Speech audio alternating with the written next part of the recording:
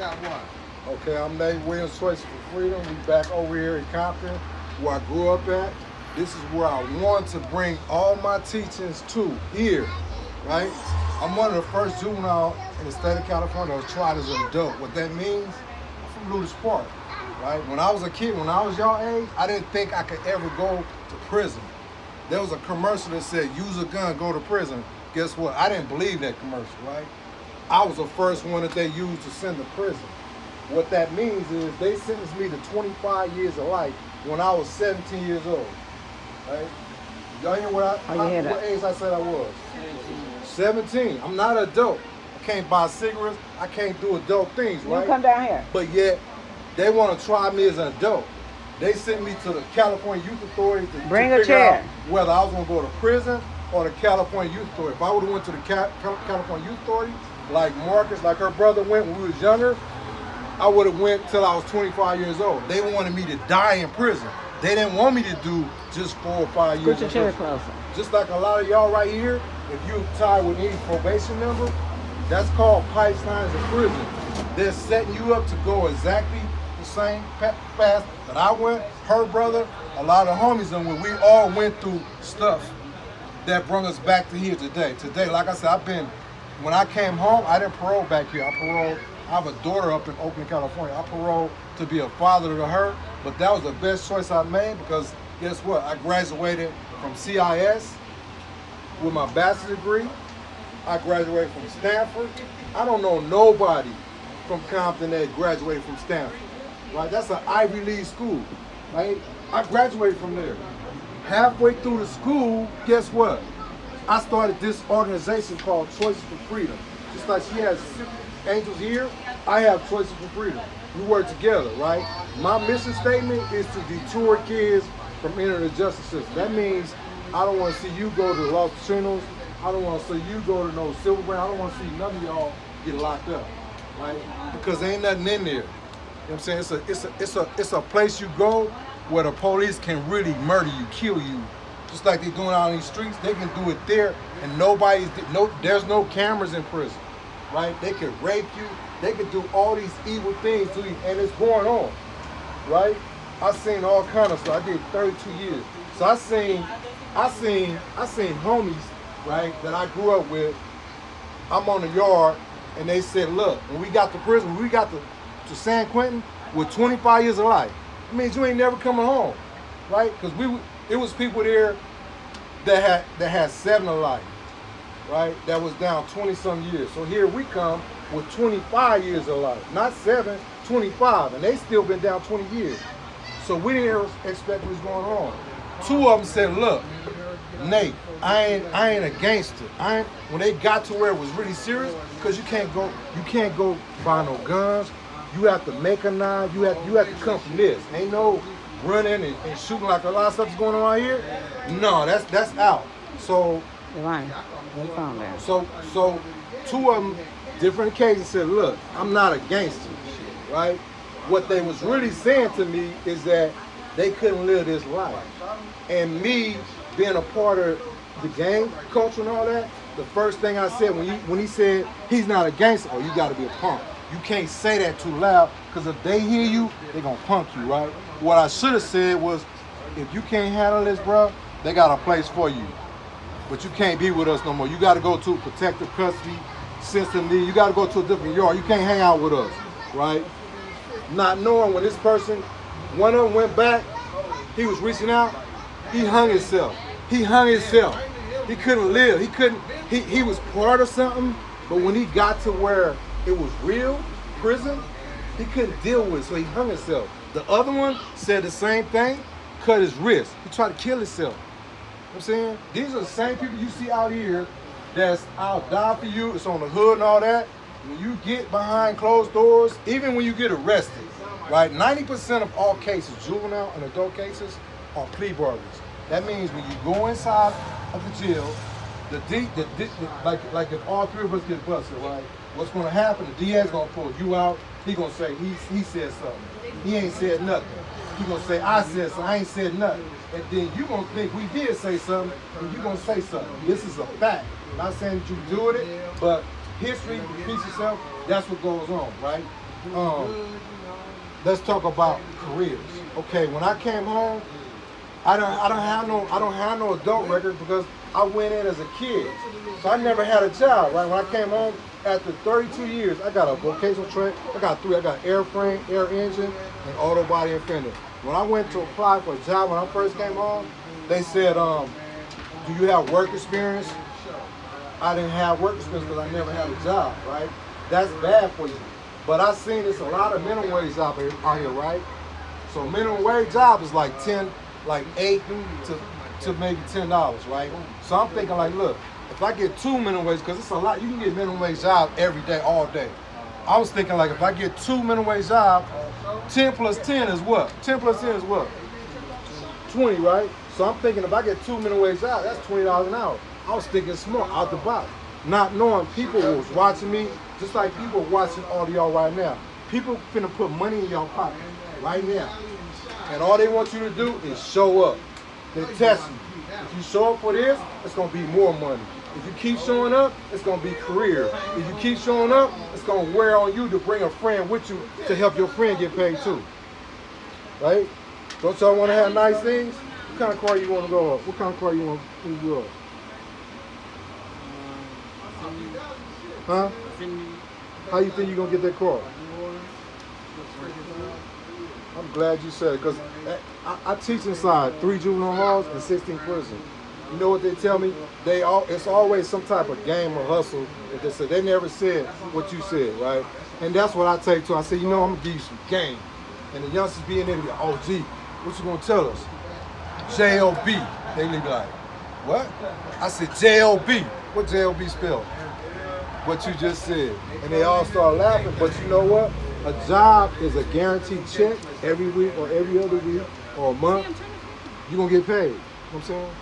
So when I graduated from Stanford and started this nonprofit, I also had a bigger dream of starting a dump truck business, to hire people coming out like me, to not pay them $25 an hour, maybe pay them $40 or $50 an hour to make some good money. But I'm gonna tell you what happened to me, because maybe some of this happened to you. So what made me really join the game is that my father left me when I was 8. He used to abuse my mama, beat her. Police was always in the house once a week, her screaming. I used to go to Little Roosevelt Elementary School. I remember going to school, leaving my mom. She was in the mirror trying to put on makeup to cover up. He gave her a black eye or a busted lip. She putting on all this makeup to cover up. Then she start crying, and it all comes back. So I go to school looking at my mom like that, right? That's the image I have. So I'm in school. You think I was doing my work in school? No, I was worried about my mom, right? They used to pull me out the class and run these tests to see if I was slow. I would do the work. They say, ain't nothing wrong with him. Put me back in the class, but nobody ever said, what's going on in your home? It was trauma in my home. If your parents is fighting, if police is in your house, if it's a lot of drugs going in your house, that's trauma. It's not your fault. It's just trauma that we live with. It's normal for us, but it's not. When white people go through the same time we go through, guess what? Their parents have money to send them to see a psych or psychiatrist or a therapist, right? We don't have that. What we do, we self-medicate. Well, I did. I started smoking weed to cover up my pain, drinking, joining the gang, started hanging out with her brother, started doing all these criminal things. And the drugs made justify all this wrong. I knew I was doing wrong, but the drugs was justifying all these bad decisions I was making. And my whole life has been trial and error. Even today, it's trial and error. And y'all don't have to do that, right? Today, I run an organization that, y'all see who was on the back of this picture, on the back of that? Who is that? Y'all know who he is, Lethal Injection? Y'all watch, who is that? Who is that? That's Danny Glover. These are the type of people I'm around right now, right? Danny Glover used to come in prison and support my programs. Harry Belafonte has a movie called Sing Your Song. It's his life legacy. I'm in it. I was asked to speak on a world stage. I speak at a lot of places, right? I've never been asked to go to another country, right? I went to India last year, right? This Indian guy heard me speak. He said, brother, he said, you speak so good, I want to take you to the mother country to speak. I said, man, you gonna take me to Africa? He said, no, I'm taking you to India. So he said, I want to take you to India to speak on the world stage on Gandhi's birthday on the same journey that Martin Luther King went on in the 50s. And I went last year, right? And it was awakening because we think we live poor over here. Over in those countries, its poverty is totally different from over here. People over there are worried about somebody coming in with a backpack blowing us up with a bomb, right? So you see people over there with limbs missing, half of their faces blown off, you know. And then coming back over here, it's like, you know, coming back home for me was kind of sad because it was a lot of love and people looked out for each other when we was growing up, right? It's totally different now.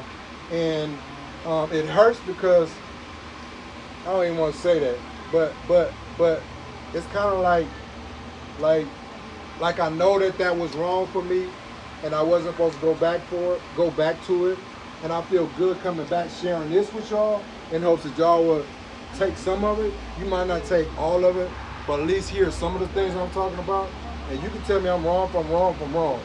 But I know my life today is totally different. You know what I'm saying?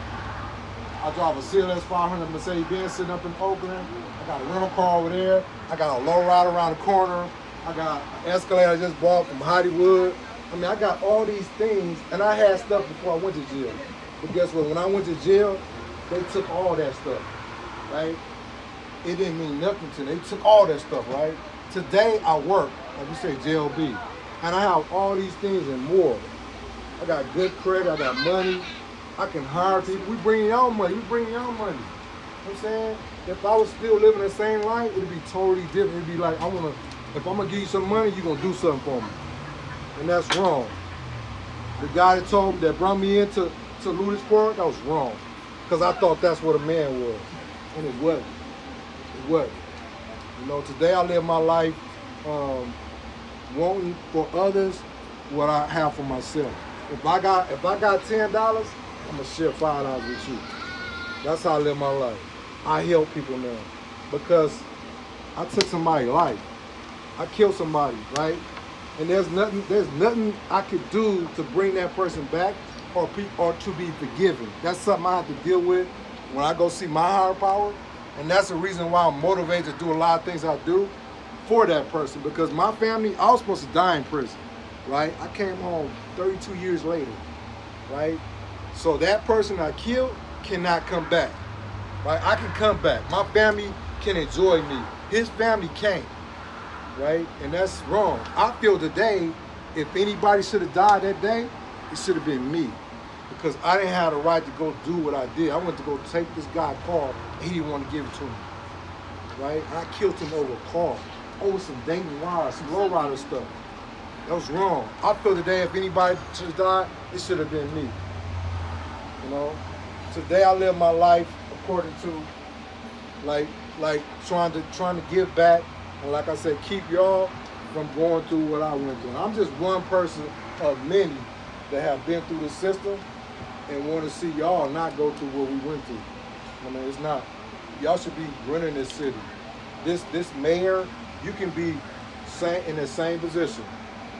A fireman, a fire chief, you can be in there. I can't even be. That's the thing. When you get a record, you can't be certain. I can't even go work at that fire station. This one right over here, I can't even go work at the fire station. But I can go to prison and as an inmate, and they will make me fight fires and pay me slave wages. But I can't go across the street because I got a record and become a fire chief or whatever in my own community. I can't work with preschool kids. I can't do a lot of things with a record.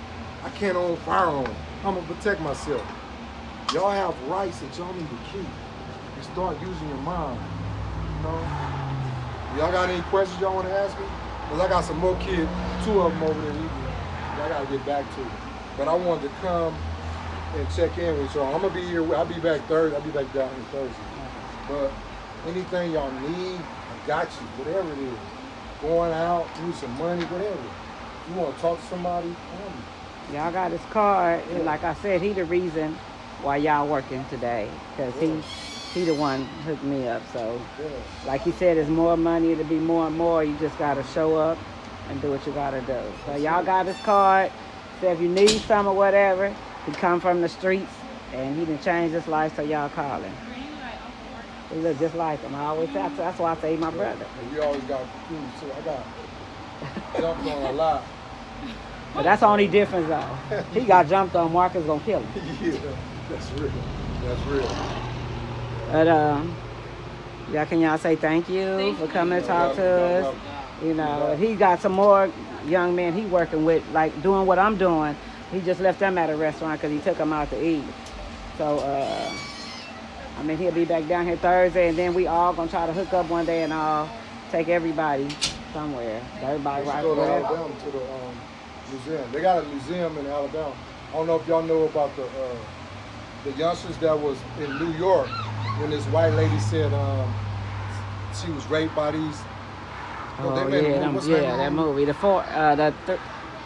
What was that movie? Man, I just seen it. Yeah, but they made it. They made a movie. But Brian Stevens, he's one of the authors.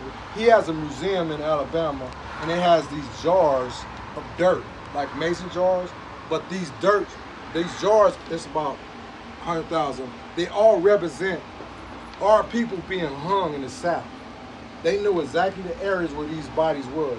And those dirt represent all those people. And then they got statues, all black, with chains. It's very educational and emotional, but it's a lot of stuff over there as far as, history that every child should learn. Everybody should, I think. I mean, then we go to Magic Mountain, we get season passes, whatever y'all want to do. Fishing, whatever. Beach, whatever. Thank Mr. Nate again one more time. Thank you, Nate. You're welcome. So- You're welcome.